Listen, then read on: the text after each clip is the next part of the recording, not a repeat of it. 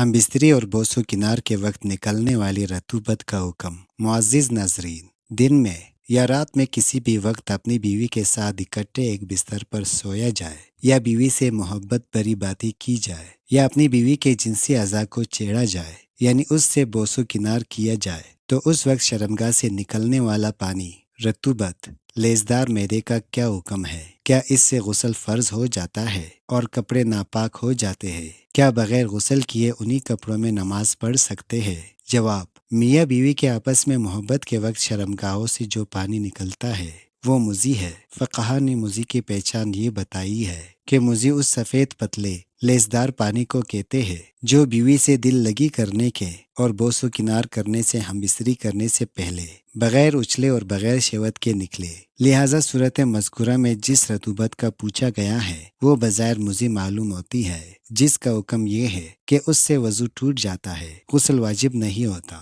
اور کپڑے کے جس حصے میں لگ جائے صرف اسی حصے کا دھونا ضروری ہوتا ہے۔ البتہ وہ رطوبت، وہ پانی جو اچھل کود کر نکلے، اس کے بعد شہوت ختم ہو کر طبیعت میں سستی آ جائے، وہ شرعاً منی ہے، اور اس کا حکم یہ ہے کہ اس سے غسل واجب ہو جاتا ہے۔